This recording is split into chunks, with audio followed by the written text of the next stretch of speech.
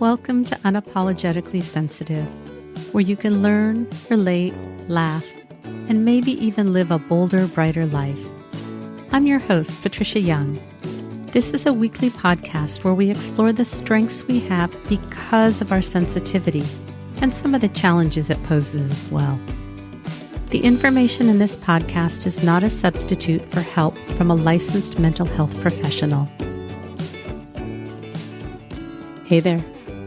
To the creatives, healers, sensitives, and deep thinkers, welcome. I'm really glad you're here today. This is a really special 2-year anniversary show. This podcast was launched on October 29th, 2018. And my editor, Shelly, who's amazing, said that for the anniversary, she wanted to interview me to celebrate. And we sat down and recorded yesterday. We're getting the inside of our house painted. I had to take the Ethernet cord out through where it's wet. The painter has music. I thought I could block it out in my room. I had to ask him to turn off his music. We started to record, and there was somebody with a wood chipper across the street. Chipping wood. We decided to keep recording, but we had a bunch of bumps, and then Shelly said she would take a look at it last night. And when we talked, and we had a plan to, my gremlins are going off because I'm feeling really inarticulate. Thanks for sharing. We had a plan to meet again today in case there was anything that we needed to wrap up. And Shelly just said that she spent a lot of time editing it. We had a bunch of bumps with the background noise. It really was rough. And so we decided to re-record again today. You know, the thing that's nice is a couple of years ago, I probably would have lost my shirt over the fact that I couldn't control the noise that was going on outside. And it just is what it is. And we flowed with it. And I think that the episode that you're going to listen to today is really probably smoother and more fluid because we got to do a practice run yesterday. I just trust that things happen for a reason, and yeah, that it's really an okay thing. And I feel so grateful that for the most part, I've really just learned to go with the flow, to trust that it'll work out. And if it doesn't, to know that there's another plan. I did have the beginning of a migraine this morning, so I felt a little bit less focused. If you're hearing something that sounds a little off, that's kind of what it is. So I'm sitting in my office with the shades drawn, which I normally don't do. And we talked about maybe having to hold off recording again, just trusting that it was going to work out, going with the process. One of the things that we didn't talk about is the number of downloads that I've gotten. It has been just amazing. So I'm going to take you back a little bit. When I was about a month into the podcast, I got 1,000 downloads, which was huge. The average, the last time I remember hearing, is about 136 downloads per episode. And in a month, I got 1,000 downloads. At 5 months, I had 10,000 downloads. At a year ago, I had 50,000 downloads. And then in 16 months, last March, I hit 100,000 downloads. As of today, I have 217,000 downloads. And what I anticipate based on the numbers for this month, by the time we hit October 29th, that's 223,000 downloads. I wouldn't have those downloads without you, the listener. So thank you so much for listening and sharing and posting about this podcast. It means the world to me. In this episode, Shelly asked me to go back and talk about how was it for me when I launched the podcast, and talking about the vulnerability hangovers that I had. And in the episode that just came out, episode 90 with Joe Beckwith, we talk about how nauseous I would get when I would initially do podcast recordings before I even had a podcast. We talk about, as a kid, I wanted to be a talk show host, or I wanted to write a book. And there's a little bit of exciting information that you're going to hear about that. Don't know what the outcome is yet, but there's something a little exciting in there. We talk about why it's hard for HSPs to have fun. We talk about done is better than perfect. I talk about what has made it possible for me to continue podcasting over 2 years. And it's not always fun and easy, and I haven't always wanted to keep going, but I talk about why I do. It has to do with you, the listener. And we talk about, during this time of having a global pandemic with political unrest, how can we as HSPs manage and take care of ourselves? I think it's a good episode. We just finished recording. I'm never really sure. My gremlins tell me I have 10 things that I say and I just repeat them over and over. And one of them is, it's challenging sometimes to record the intro right after I record an episode because I really haven't had time to think about it and digest it. And I think it's fine. If you're a new listener and you want to sign up for my newsletter or you want to hear the top 10 most downloaded episodes, you can go to my website at unapologeticallysensitive.com, and there's kind of a banner that's on every page. There's also a link in the show notes. Hopefully I'll be getting my newsletter together soon. In my very first episode, almost 2 years ago, I talked about starting a newsletter. I'm just about there. Yay me. I don't have a bio to read you because it's just me. So now, on to the show.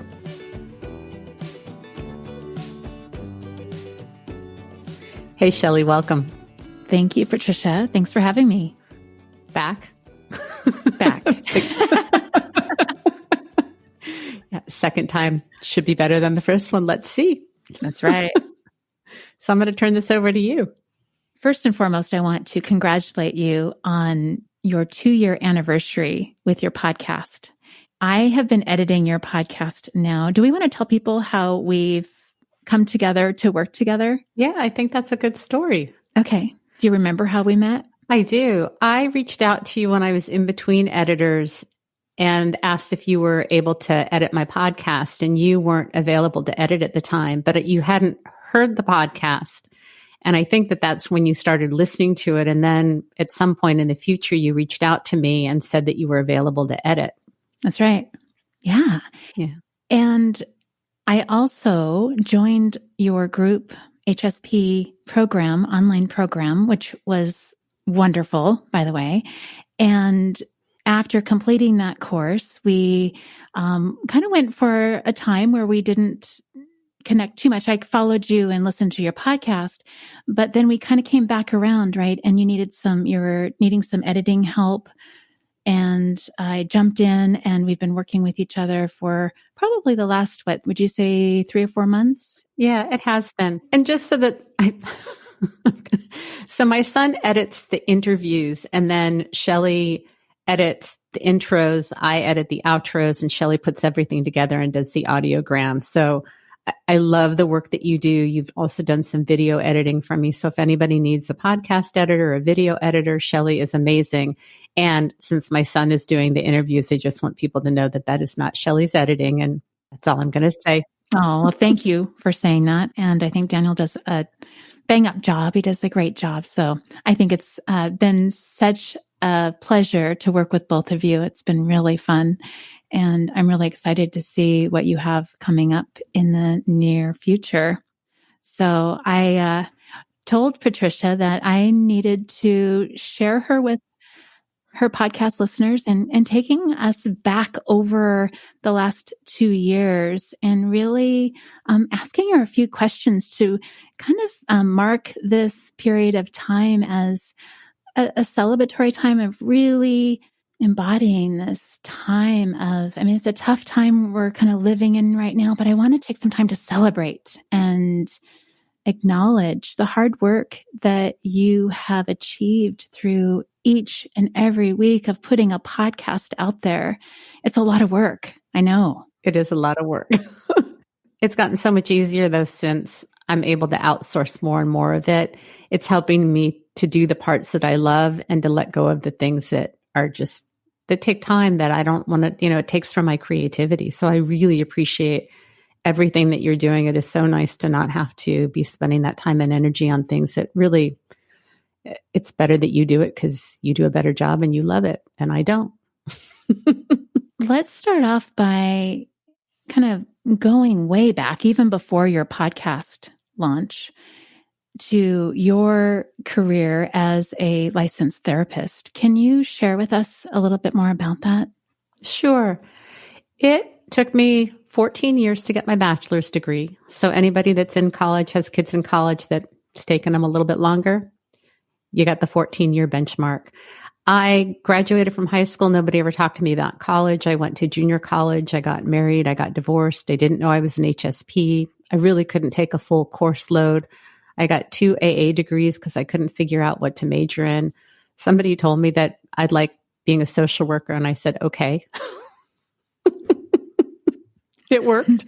So it took me 14 years. And then once I got my bachelor's degree, I was able to get a stipend and I was able to do graduate school in 2 years. Then I worked for the county for 2 years. And had I completed the paperwork to get licensed, I would have had all my hours in those 2 years, but I don't do so well with paperwork. I had my twins in 2000. I took time off from work. I went back to work when they were maybe 2 years old. I finally did submit the paperwork and I didn't get licensed until 2006. So let's do the math here. I graduated in 98 and I didn't get licensed till 2006. I'm sharing this with you. So if anybody feels like you're not doing it right, you're taking too long, we all have our own path and our own way of kind of getting to where we need to be. And I really believe that all those extra years in that time helped me be a better therapist. After that, I worked in home health. I worked for a hospital for 9 years. I thought I was going to stay at this hospital until I retired, and something really yucky happened and I chose to leave. And in the moment, it felt like the most devastating thing that ever happened to me. And I'll tell you, had that not happened, I would not be sitting here with you today. Because of that, I went into private practice. I learned about being a highly sensitive person. I learned about podcasting. I decided to specialize in working with HSPs. Often when things happen, it feels like it's a terrible loss and it's devastating. And I'm not taking away from that. But I almost needed to get hit on the head by a 2x4 in order to push me on to the next thing. And had that not happened, I would not be sitting here with you today. So I really do trust that we are all in the perfect place at our own perfect pace. I appreciate that. That's really so true. And moving now into your podcast, how has having a podcast and working with highly sensitive people, how has that changed you? I always feel inept at being able to articulate how much I've seen myself grow and change. I've said this a bunch, but having a podcast has really grown me up. And when we talk about what we want to work on, it brings it into our consciousness. And then we see it and we have opportunities to work on what it is that we need to work on and to heal. And I feel so grateful that I've really learned how to be in the process. I've had some big asks for people to be guests on the podcast. They've said no. I've reached out more than once to ask people to come on the podcast. I've really had to develop thicker skin because how I show up as a coach and a therapist is very different than how many other coaches and therapists show up in the world. The no's that I've gotten from other therapists, I kind of have a little story in my head about why I think that is. And it has to do with me being really authentic and vulnerable. And I'm really okay with that. And I want to continue to do that. I just have taken so many more risks and have gone from being very small and timid to really living much more authentically and boldly. It doesn't mean that I don't have fears. It doesn't mean that I don't struggle. I've just learned how to work with those things and to be in the process. And I have connected with so many amazing people. And having a podcast is often a great way to reach out and connect with other people as well. So it's been amazing. That's one of the things that I really appreciate about you and listening to your podcast is your authenticity. Like you're one of those podcasters that you really, truly can connect with at a much deeper level because you are so candid about what's going on for you. And sharing that is, I mean, I imagine it can't be easy to share some of the things that you do. But I want you to know as a listener and as your editor that I really, truly appreciate that from you. So thank you for that. Oh, you're welcome. Can you share with us how your vulnerability showed up for you during the creation of your first episode? It's interesting. I've really wanted to go back. I don't even know where that original recording is so that I can go back and add to it. I've listened to it and I love that I did it. I would never take it down, but I cringe a little bit. And when listeners tell me they've discovered the podcast and they're starting back from the beginning, I always want to go, are you sure you don't want to listen to one of the more recent episodes? Because it really gets a lot better. And I listened to how stilted it was. I did a few recordings before I even launched. Today is November 24th, and I'm feeling really scared. I mean, there's such a lack of ease and just comfort in it. It's very stilted. And I'm really glad that I did it because it was exactly where I was at. And I was so afraid to launch. And I asked a close friend if they would host with me because I really didn't think that I could carry a podcast by myself. I didn't think I had anything to say. And then the 30-day podcast challenge started. I launched on October 29th, 2 years ago. So 2018. And then November 1st was the 30-day podcasting challenge where every day you release a piece of content. It just about killed me. It was really challenging to do, especially being an early podcaster. And I've done the majority of the editing for my episodes, and I definitely did all of that. But there wouldn't be bonus episodes. I honestly don't think I would show up as vulnerably as I do because at first I thought, great, I'm just going to do some of Dr. Aaron's little tips of how to identify if you're a highly sensitive person. And then other things came up, and then I started to talk a little bit more and really learned how much I love sharing what goes on. It just takes time to figure out what the content is and what's important to talk about. I don't even remember your question, so I'm going to stop here. Well, just to let you know, I did go back to prepare for this interview and listen to that episode. And it is, it's pretty raw. It's pretty heartfelt. I can feel the fear in your voice. But it was so interesting and fascinating to really dive into that episode. And now to fast forward 2 years into your podcast, how much has changed for you. And I just really want to commend you for diving in.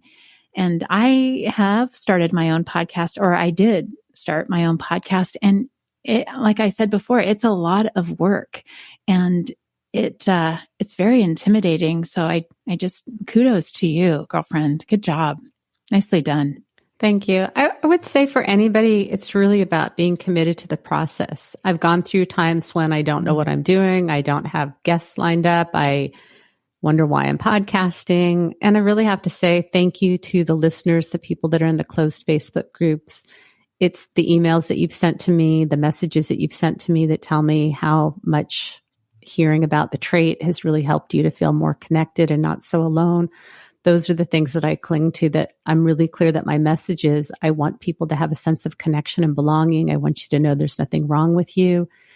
And I just have to go back to that. But if you've been in a job for a long time, if you're a parent and have kids, if you're in a relationship, there are times when we don't want to do it anymore. It's hard. We're tired.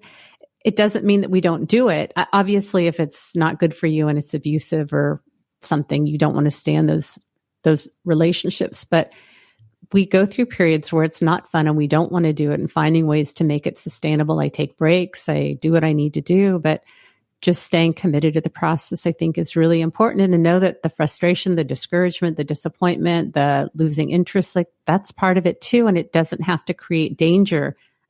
If it's sucking you dry, that maybe you need to reevaluate, but that hasn't been the case. It just kind of keeps putting one foot in front of the other. Mm-hmm. Keep swimming. Right. Can you tell your listeners approximate time frame, or like how many hours it takes you to, when you are doing it all by yourself, how many hours you put into each and every episode? Well, to edit a 1-hour episode for me takes about 4 hours. And then having to do cover art, having to find clips for the audiogram, having to create the audiogram, having to load everything up.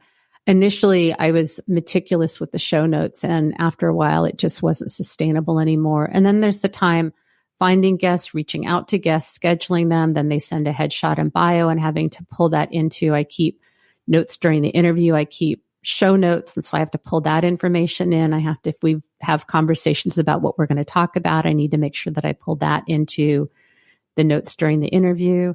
It's a lot. And having to have systems so that I don't lose information and that I can keep track of things. It really is a lot. And what I appreciate now is I'm able to focus more on the parts that I love, which is where you're going to get more quality interviews, because my time and energy is, editing is fun and I like it, but I have enough other things going on that it's not really a great use of my time. So when we can outsource things so that we can focus on the things that we love, I just think it makes things much more sustainable. It was a process for me to let go when you and I started working together, because I'm a checker and a double checker, because that's just how I'm wired. It bugs my husband. I had a coworker that it created a tremendous amount of contention because I just need to make sure that things are done. And what's really nice is after checking on things that you did a couple times and saying, oh, this needs to be tweaked, that needs to be tweaked. Now I'm like, I trust you. You got it. And really being able to let go. So I do love that working relationship that we have together, and that I know that the trust is there. That's huge, big part of it. But I also feel I love the co-working relationship that we have together, that it makes it more fun, just overall. Yeah. Well, you've asked, we've had Zoom calls because you have ideas on how the sound can be better, things that I can do to improve, which I really appreciate. We talked about, I think I have some hearing loss, and I think you have unusually acute hearing. You can hear the clocks ticking in the background in my office. I don't even hear them. So we've talked about how to really improve the process. And I'm really clear about anybody that's working with me on whatever level, I want you to love doing what you're doing. And if it becomes a drain or too much, then I want you to tell me, because I want it to work out. I want it to be a win-win for both of us. Mm-hmm. Yeah, that's great. That's great. Yeah. You mentioned in your last episode with Joe Beckwith, also known as Footless Joe. If you haven't heard the episode, I believe it came out today, right? It did. It's episode 90. 90. Oh my gosh, what a great episode. If you haven't listened to it yet, I highly recommend you do. I loved editing that episode. I love all of them, but this one was especially near and dear to my heart. You mentioned to Joe that you used to get extremely nauseous before recording an episode or before an interview.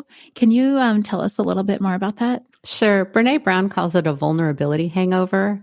Before I even launched my podcast, I did a video that is no longer on my website, and I did a Facebook Live with the person who filmed the video. I would get so nauseous, and then I was on Annie Schuessler's podcast, and I would just get really, really nauseous because of how vulnerable and exposed I felt.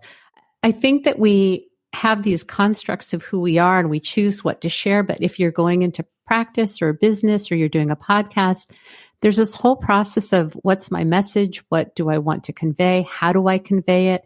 I've talked about this even now with TikTok of how do I create content in a minute or less, because I'm not a 1-minute person. It's a whole new process, and that allowing yourself to be seen is really challenging.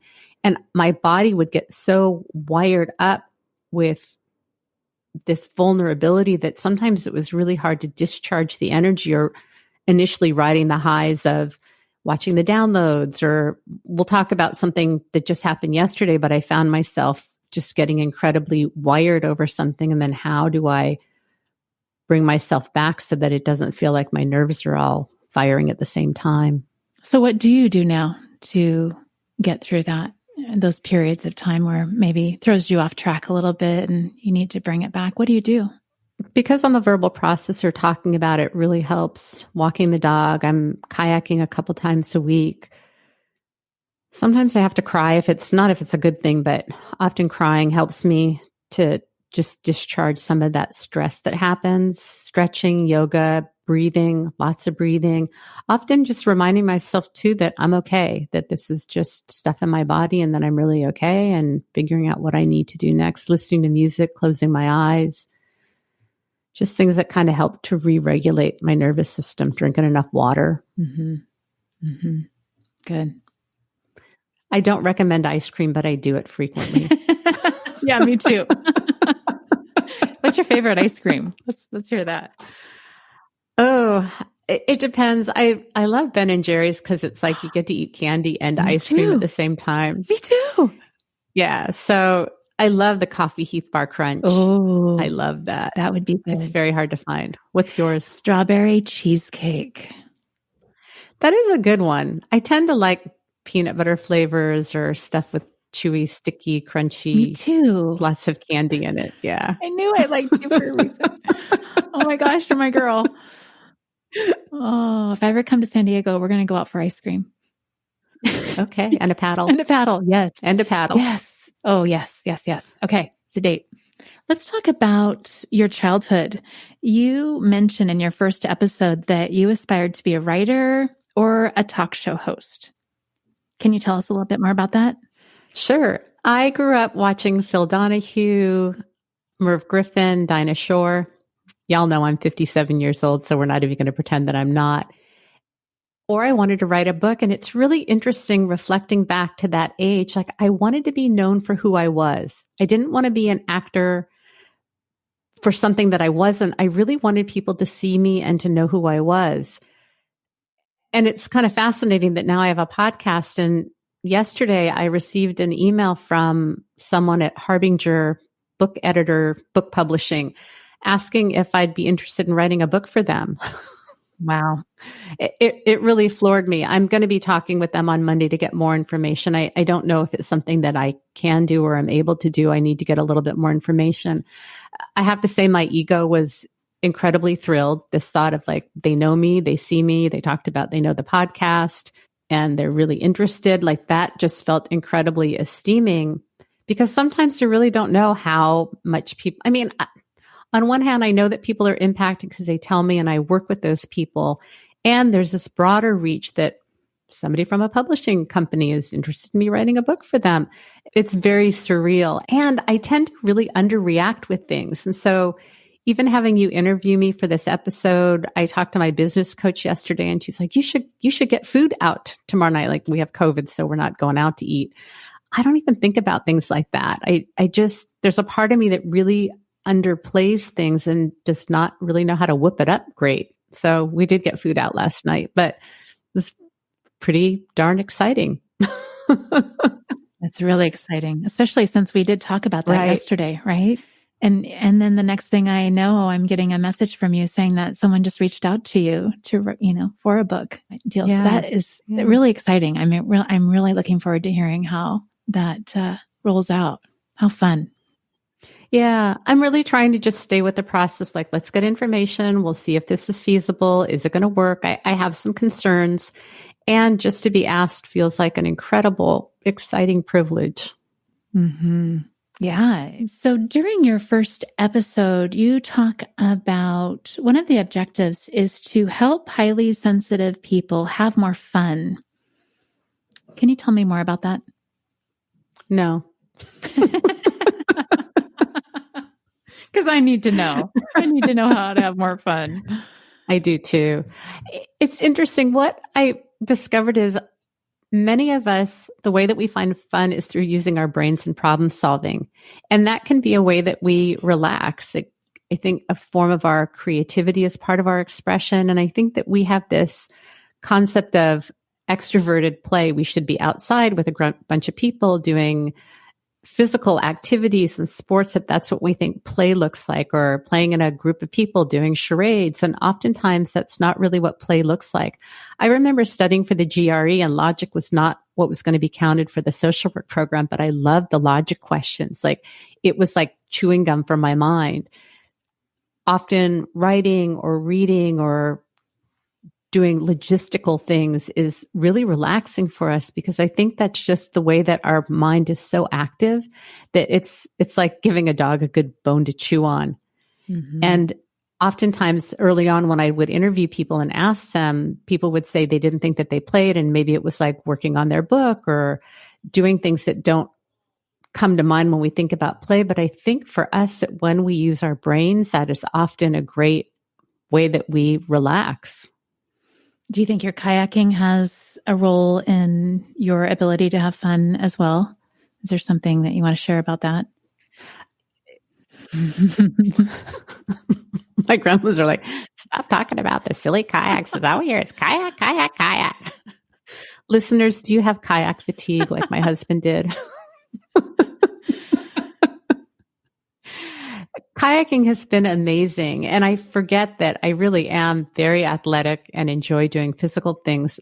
And again, that's a place where we need to find balance. That for me, it's much easier to stay in and be in my head than to get myself out the door. I was listening to something yesterday and they were talking about how this person just knows that they'll feel better if they get their shoes on and run. And that has never been I know it, but I could never get past to get out the door and do it.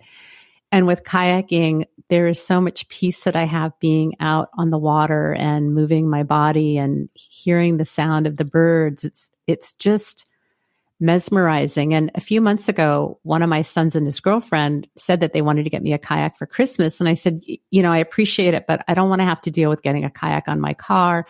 I'm the type of person I have to go with someone. I just will not go independently. And I said, thanks, but no thanks. And then, as y'all know, I decided to get some kayaks and figured out how to get it on my car and off of my car and from my car down to the water. Last week, Gary, who I kayak with, couldn't make it Monday. On Friday, he wasn't available. And I went down to the bay and kayaked by myself twice. I was really surprised. And on Friday, when I showed up, it was foggy. And I know that it's not safe to paddle in the fog, but I was already there. So I asked these other kayakers, they just said, stick close to the shoreline. And I did. And, I see sea lions when I'm out. There's a couple of bird sanctuaries that I pass. I just sit on the water. It's just amazing. And Gary and I did this really long paddle yesterday. And in the course of loving it and seeing how beautiful the water was and seeing the birds and feeling the breeze, I also had these transient thoughts of, I wonder how deep it is. What if I fall out? What if I drown? Can I get an Uber water taxi to take me back? Because we've gone a couple miles and I'm tired. That even in the midst of this joy, I still get these fearful thoughts. And then when we got back to the car and I'm loading the kayak on the car and strapping it down, which it's a process, I had this thought of like, maybe I don't like kayaking anymore. Maybe I'm over it. And I share this with you because it's possible to have both things exist in the same realm. And it's not like I'm over kayaking, but knowing that the way that my brain is just really active and I get a bunch of random thoughts. And when I do, I go like, oh, isn't that interesting? So when I go ready to paddle tomorrow, the thoughts come up, I'll notice them. And it doesn't mean that it keeps me from having them. But I think in the past, I would have thought like, see, there you go again. You started something and you're not going to finish it. And you only have, they're just thoughts. Mm-hmm. They're just little thoughts. And you go, right. Thanks for sharing. Isn't that special? Mm-hmm. Mm-hmm. How do you feel when you return after paddling? Good and tired. It's still a lot of work. The kayak is about 55 pounds and I still have to get it from the water up to my car. And then I have to get it from the grass onto my car. And then I have to strap it down in 2 places in the middle and 2 places in the front and then on the back of the boat. And, take all the equipment off the kayak and put it in the car. It's a process. And I'm just kind of learned to know that that's just part of what I get to do if I want to paddle. And initially I felt like it was too much. I remember watching Gary take the boats off his car and think, that's a lot of work. I don't think I'd want to do that. But now I do it and I love it. Yeah, it sounds like a great workout, right? Lifting and overhead press, doing shoulder presses and squats and yeah. Well, good for you. I'm really thrilled to hear of your new passion of paddling. It's very inspiring. Let me just say that. Very inspiring. I am just loving it at this point in my life. And if that changes, that's okay. If it brought me joy for the amount of time that it did and it ends, that's okay. Mm-hmm. Mm-hmm. I love it. I might have to look more into it actually now. I live in Seattle, so I'm very close to the water and I see paddle boarders and kayakers and windsurfers. Yeah. So they're all out there and I have some of those same thoughts like, oh, what if I don't make it back to shore? They have to rescue me. In fact, there was a rescue just this weekend. There was I'm not sure if it was a paddleboarder or a kayaker, but we heard the sirens, we heard the helicopters, and they were not to discourage you or put fear at you. But it was pretty, that was one of the first things I thought of when I'm, thinking about myself going out into the water is like, what if? And then, it's a pretty serious deal. So, but good job you for conquering those fears. I really, that's pretty awesome. Thanks. But I think we all have whatever our stuff is. I have a couple of friends that are very athletic that do mountain biking and skiing and like going on a mountain bike and the chances of falling off, like that does not sound fun. And we were talking and she's like, I'm not really crazy about the deep water and And so I think of myself as being incredibly cautious, not a big risk taker. And I don't think of kayaking as being a high risk activity. But then when I've talked to some of my friends that do lots of other high risk sports, they're like, no, I don't think I do that. That does not make me feel comfortable. So I think we always have this tendency to compare not in our favor without recognizing that there are lots of things that we do that other people wouldn't touch. Mm-hmm. That's right. Yeah. Yeah. Did we talk about yet, since launching your podcast, like what feelings or actions do you contribute to your success of publishing your weekly episodes? I know you were publishing 2 episodes per week. when you first started, correct? And then about 6 months into it, you decided that maybe you better slow it down and maybe publish one a week. Is there something that really contributes to your success through your weekly publishing? My plan was always to just release one episode a week. And I think I was enjoying doing the bonus episodes. And so I just released more bonus episodes. And then when I started to get tired and burned out, I had to cut back. I know people that will take a month or two off twice a year. And that really scared me as far as losing downloads. And it got to a point that I just was tired and needed to do that. So I'm not a big planner. You and I have been talking about how I can plan out the next year. And I'm really trying to use some different skills around my creativity to make things more sustainable for me. I think just committing to it and making sure that it gets done. And I know when I need to get something done in order to get it out in time. And I'm really pleased that in the 2 years, I have always had an episode out on time. I've never missed a date. And I was thinking this morning that last year, the year before, I think the first year that I launched, I don't know, my mom something happened to her. We didn't know what was going on. She stopped driving. We just weren't sure. And I was really concerned that something terrible would happen to her. And I recorded an episode that if I couldn't release, I kind of recorded, hey, this is what's going on. I'm really sorry. I don't know when I'll be back. And I had another podcaster and I gave her access to the file and to my Libsyn account and said, if something happens, can you release this so at least everybody knows what's going on, that it's where my conscientiousness shows up. Because I didn't want to just leave people hanging if something happened. And fortunately, she's fine now and we never needed to use that. But yeah, part of my thinking ahead. Oh, thank goodness. So how can we as highly sensitive people look after our well-being as we live in this current time of COVID and political unrest, diversity and economic concerns? Like, what can we do to really take nourishing care of ourselves? This has been a doozy of a year. Yeah. And I want to validate that for everybody. I've said this before, but it's hard because for some of us, things look very much the same as they did before COVID. For many people, it looks very, very different. And it's just an unprecedented time with so much uncertainty. And we tend to do very well with predictability and routine and with structure. And we don't have a lot of that right now. There's an episode by Brene Brown that was released on Wednesday, 10/14/20, and it's called Burnout with Doctors Emily and Amelia. I think you say their last name, Nagoski. They have a book that they've written, and I would really recommend listening to this episode. Even though it's called Burnout, it talks about how stress lands in our bodies. And I've often said after there's been a stressful situation, it's over. My body doesn't know that it's over because my body is holding that stress. And they talk about concrete ways to discharge that stress and how to manage. And just to know that it is a challenging time. And regardless of where you stand politically, I've thought about this. You know, many of us are saying like, we just want 2020 to be over, or we just can't wait till the election is over. Or we can't wait till the new president is put in.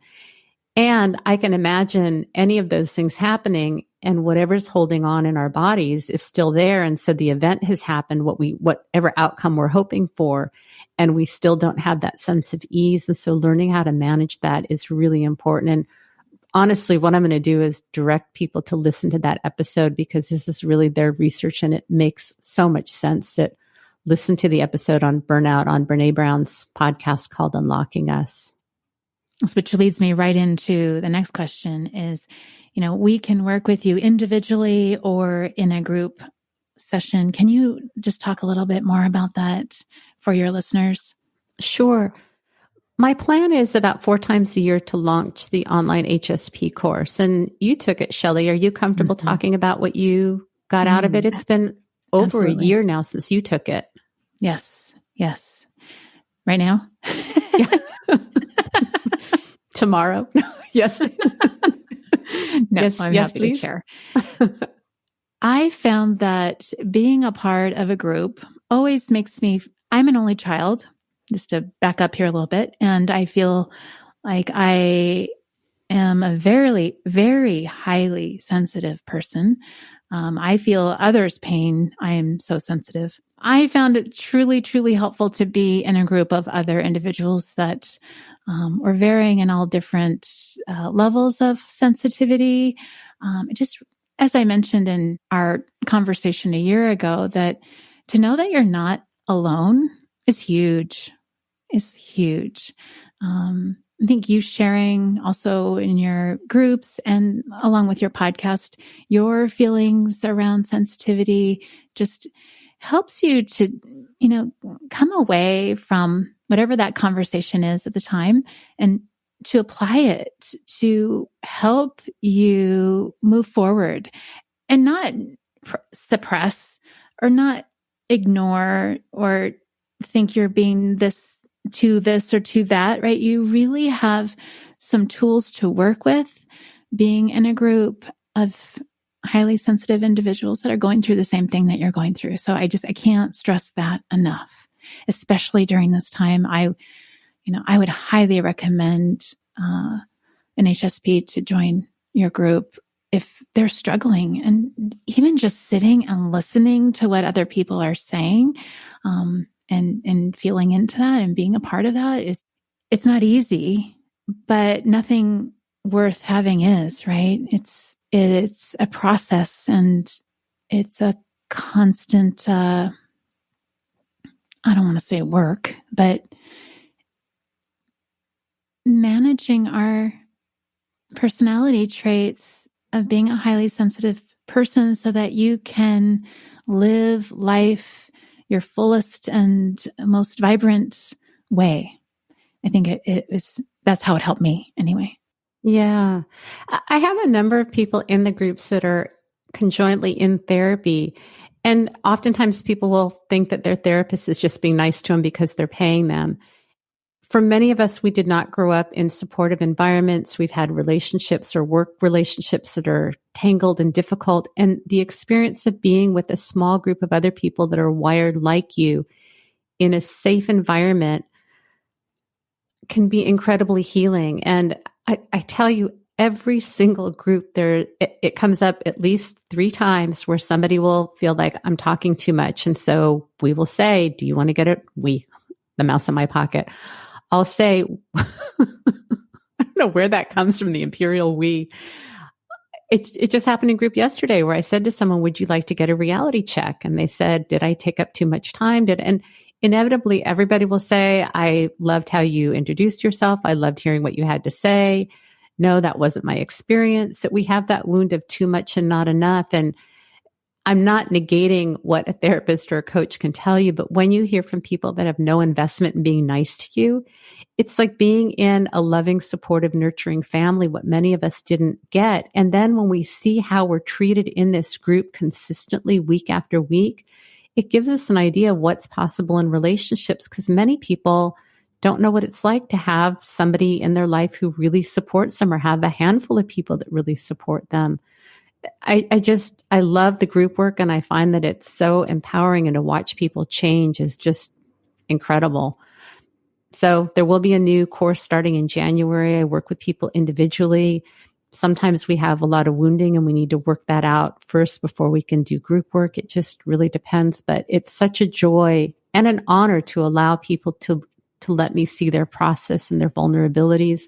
And as I am on the podcast, I often will share parallel struggles, not making the session about me, but if you're talking about a struggle with your husband, I'm like, yeah, I just got in a fight with my husband this morning. I hear you. It's so validating and normalizing. And if you've had experiences where you don't feel like you get enough reflection with the person that you're working with and you really like that, I just find it to be really empowering with other HSPs. We usually feel like we're so alone and nobody gets us. So to be able to have somebody that goes like, yep, I hear you. Pretty powerful.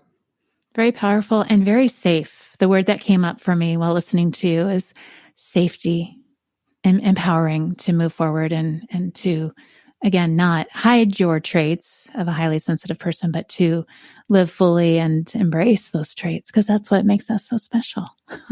Yeah.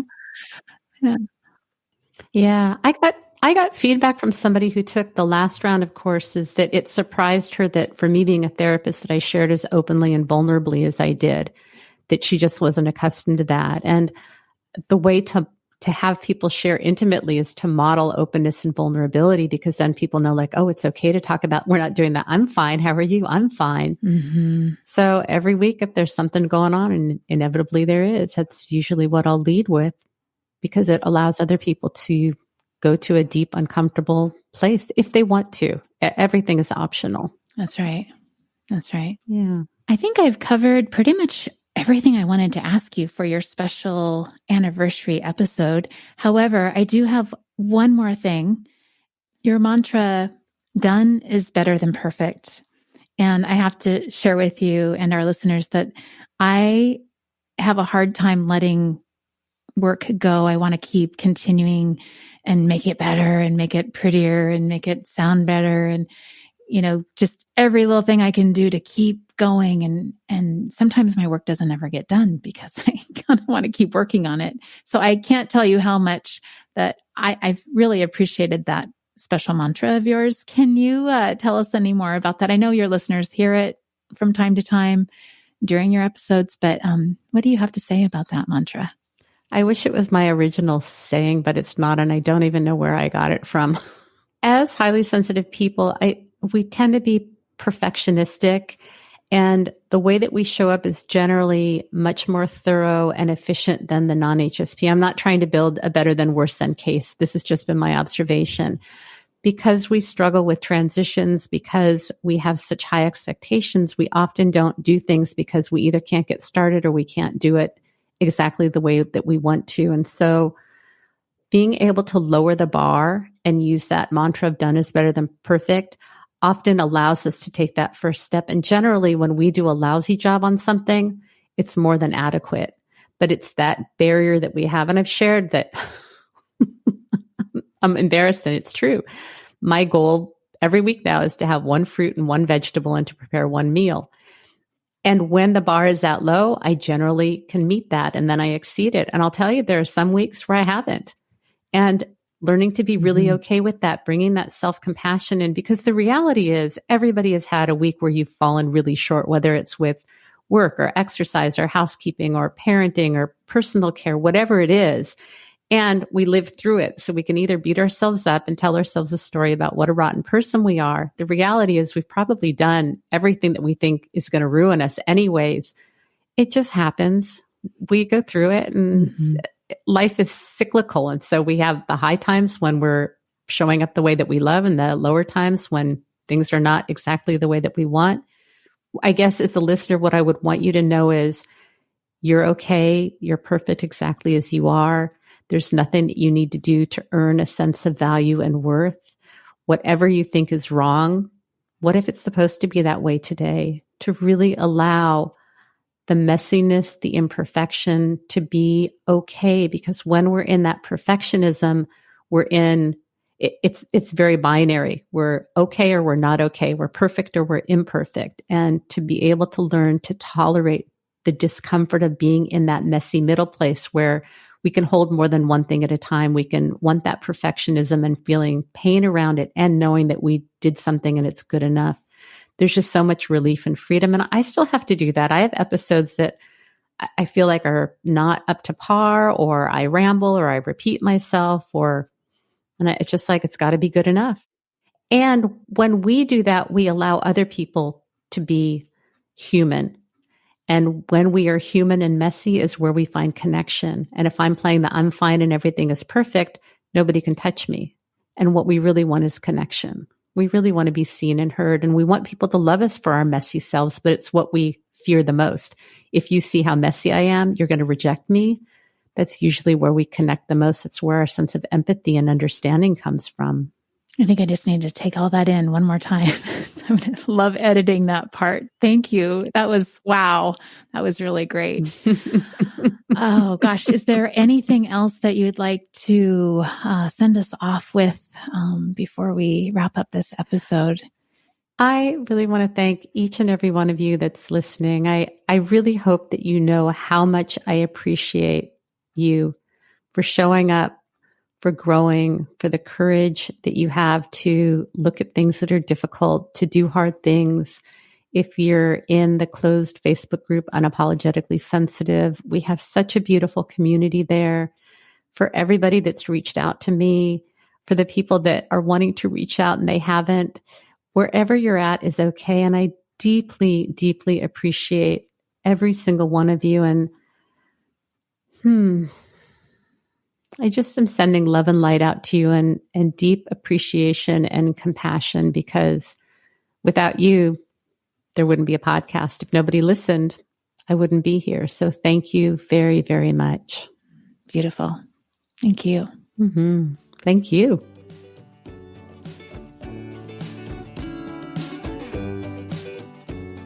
Hey again. Curious to know what you thought.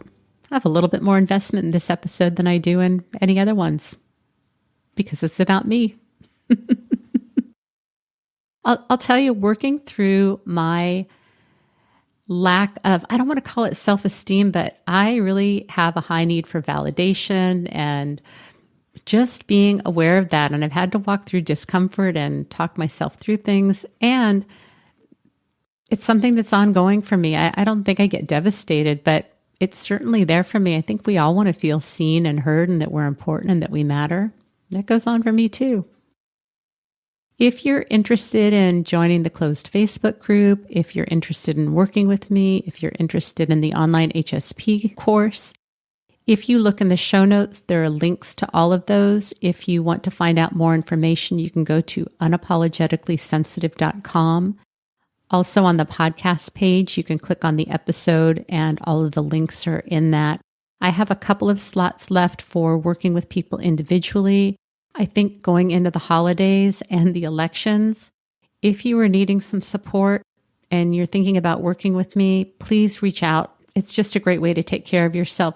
I have a couple of clients that are in the Facebook group. They listened to the podcast for quite some time before reaching out to work with me because they just didn't know if it was going to work. And I've had people tell me, I don't know why I waited so long. I wish I would have reached out earlier. I just had someone tell me today that they will never work with another therapist again other than me, because they'd been to therapists that said that they knew about HSPs. I'm not trying to throw anybody under the bus. It was a really harmful experience that you may know a little bit about something. And as a therapist, I've taken on clients that I really shouldn't have. And when that became aware, we made a different decision. It is so important to work with someone who really knows about the trait of being a highly sensitive person, can tell you when they're having their own things that are going on. Like I did at the beginning of the episode, I'm kind of fighting off a migraine. And so if you pick up something in my voice and demeanor, this is what it is. That's what creates safety. And we really need to have that sense of safety and trust in who we work with. Again, thank each and every one of you for being here, for being a dedicated, devoted listener, for all the support that you've shown me. Even if you've never reached out to me, I know you're out there. I know you care. I care about you. No matter what is going on today, you are doing enough. You are enough. You're okay. It's okay to be messy and imperfect. You are beautiful exactly as you are. Remember, sensitivity is nothing to apologize for. It's our superpower. Have a blessed day.